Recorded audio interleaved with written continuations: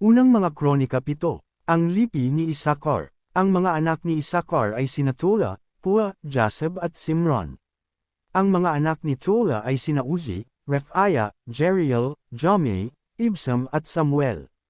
Sila'y magigiting na mandirigma at mga pinuno ng kanilang sambahayan ayon sa talaan ng lahi ng kanilang ama. Ang mandirigma nila noong panahon ni David ay umabot sa 22,600. Ang anak ni Uzi ay si Israhias at ang mga anak naman nito ay sina Mikael, Obadias, Joel at Isaias.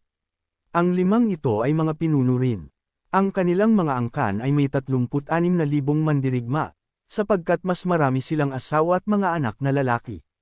Ang mga mandirigma sa lipi ni Isakar ay umaabot sa 87,000. Ang mga lipi ni na Benjamin at Dan. Ang mga anak ni Benjamin ay sina Bela, Becher at Jediel. Sina Esban, Uzi, Uziel, Jerimo at Iri naman ang mga anak ni Bela. Sila'y mga pinuno ng kanilang sambahayan at pawang mga mandirigma. Ang kanilang mandirigma ay umaabot sa 22,034. Ang mga anak naman ni Becher ay sina Zimira, Yoas, Eliezer, Elionai, Omri, Jerimo, Abias, Anatot at Alamet. Sila'y pawang magigiting na mandirigma at pinuno ng kani-kanilang sambahayan. Ang kanilang mandirigma ay umaabot sa 20,200. Ang anak ni Jediel ay si Bilhan.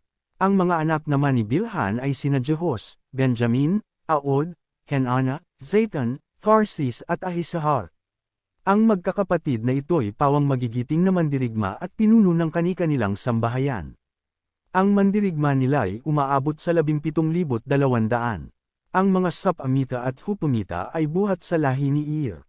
Ang mga anak ni Dan ay si Huzam at ang angkan ni Aher. Ang lipi ni Naphtali. Ang mga anak ni Naphtali ay sina Jezil, Guni, Jezer at Sallam. Buhat sila sa lahi ni Bila. Ito naman ang mga anak ni Manases sa asawa niyang Aramea, Azriel at Makir na ama ni Gilead. Ikinuha ni Makir ng asawa sina Hupam at Supam. Ang pangalan ng kapatid niyang babae ay Maaka. Ang pangalawang anak ni Makir ay si Zelefehad. Babae namang lahat ang anak nito. Si Maaka na asawa ni Makir ay nagkaanak ng lalaki, at ito'y pinangalanan niyang Perez. Ang sumunod ay si Serez. Dalawa naman ang naging anak nito, sina Ulam at Rekom. Ang anak ni Ulam ay si Beden.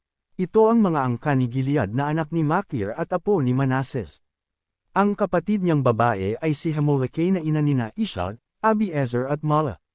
Ang mga anak naman ni Semida ay sina Ayan, Shikem, Liki at Aniam. Ang lipi ni Ephraim. Ito ang mga sumunod na salinlahi ni Ephraim, si Sutla na ama ni Beard na ama ni Tahat. Si Tahat ang ama ni Elada na ama ni Tahat. Siya ang ama ni Zabad na ama ni Sutla. Anak din niya sina Ezer at Elad na pinatay ng mga tagagat ng tangkain nilang nakawin ng kawan ng mga taga-Ron. Matagal itong ipinagluksa ni Ephraim kaya't inaliw siya ng kanyang mga kapatid. Ngunit Nagel-ihi muli ang kanyang asawa, at lalaki naman ang naging anak. Beria ang ipinangalan niya rito dahil sa kasawi ang inabot nila. Nagkaanak pa siya ng isang babae at pinangalanan niyang Sira. Ito ang nagtayo ng lungsod ng Beth-horon ibaba, ng Beth-horon itaas at ng Uzan-Sira. Anak din niya si Repha na anak ni Riseph. Anak ni Riseph si Tela at anak naman nito si Tahan na ama ni Ladan. Anak ni Ladan si Amihad na ama ni Elisama.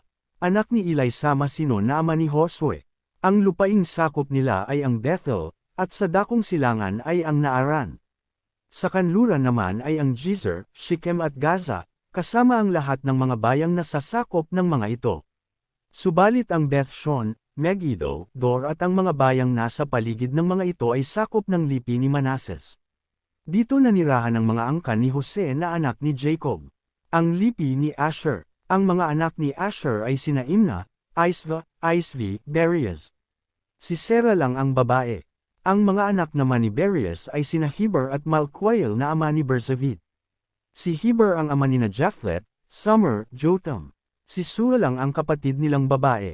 Ang mga anak ni Japhlet ay sina Pasak, Bimhol at Asvat. Ang mga anak naman ni Summer ay sina Ahi, Roga, Jehuba at Aram. Ang mga anak ng kapatid niyang si Helam ay sina Zopha, Imna, Seles at Amal. Ang mga anak ni Zopha ay sina Suwa, Harnefer, Sual, Beri, Imra, Bezer, Had, Samna, Silsa, Aitran at Bira. Ang mga anak ni Jeter ay sina Jeffyun, Pispa at Ara. Ang mga anak ni Ula ay sina Ara, Haniel at Rizia. Lahat ng ito'y buhat sa lipi ni Asher na mga pinuno ng kani-kanilang sambahayan at kilalang mga mandirigma. Ang kawal nila'y umaabot sa 26,000.